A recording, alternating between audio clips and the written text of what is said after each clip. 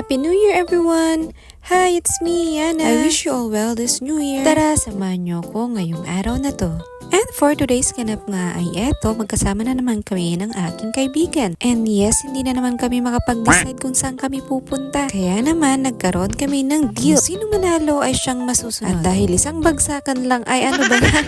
Natalo tayo! At kitang-kita naman sa kanyang reaction ay tuwang-tuwa dahil panalo nga siya at masusunod siya. At dito nga kami pupunta sa lugar na to kung saan napaka-cozy, fancy, and colorful ng place na to. So, what are you waiting for? Tara na para makapag-chill out na tayo. From Causeway Bay MTR Station, mag-exit lang tayo dito sa exit A and sundan lang natin itong way na to papunta sa pinaka-exit point hanggang makalabas ka ng Times Square. Pero actually, itong route na to ay napakalayo. At dahil nga sinundan lang namin yung guide nung napanood kong vlogger, nagkanda layo-layo pa nga dito yung napuntahan namin. Pero mas mabuti na lang na mag-take na tayo ng tram, mas malapit pa doon yung pupuntahan natin. Dahil wala kaming video papunta doon, ay eto na lang ang susundan namin. Para sa mga nagbabalak pumunta doon, much better na mag-tram na lang kayo para mas mabilis kayong makakarating. Mas mura na pa ang pamasahe kumpara pag mag-EMTR kayo. Less hassle, less salakaran. From Central Station, babalang kayo sa may Causeway Bay. Pagka nakita nun yun, yung may Chinese na ano ba yun? Chemerut. Feng Shui ba? Hindi ko alam kung anong tawag ng street na yun. Basta kapag nakita nyo yun, baba na kayo doon. Tatawid lang kayo and then makikita nyo na yung building ng Midtown 2. At dahil nga nandito na tayo, ay dito ko na lang itutuloy yung guide naman papunta doon sa Arcadia. Pagkalabas nga namin dito sa Times Square, ay makikita mo yung, hindi ko alam kung anong tawag dyan. Merong iskinita na lalakaran. So, eto na nga yung iskinita na lalakarin mo at talaga namang napalayo kami talaga ng lakad. Nag-gets pa man din ako, akala ko wala kaming masyadong lakad-lakad. Ay aba naman, nahirapan na nga ang aking paa sa paglalakad dahil sa na vlogger na to. Nagkasala pa yung napanood natin. Sa susunod, mag-search na lang pala kami. Hindi na kami manonood ng mga vlog. Okay, let's go back. At eto dito tayo sa left side naman.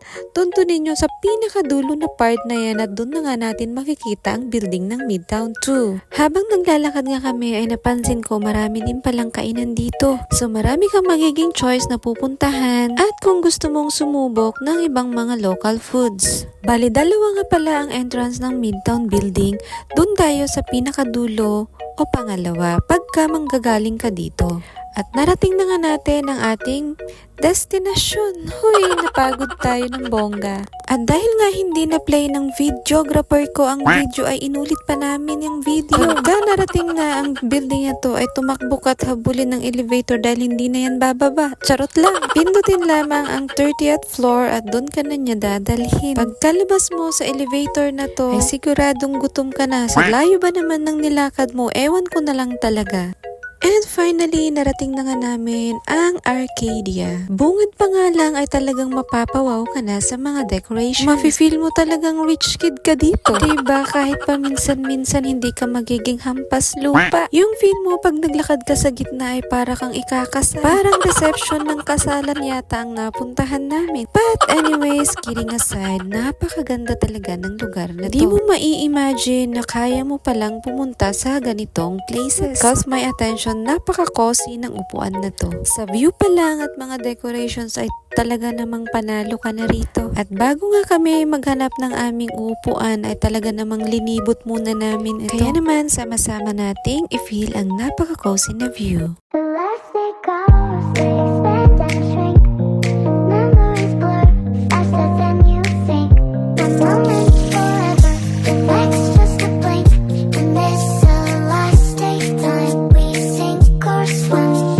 Chocolate summers, plastic years now. Seasons change so fast. Time's a river flowing clear. The future's now the past.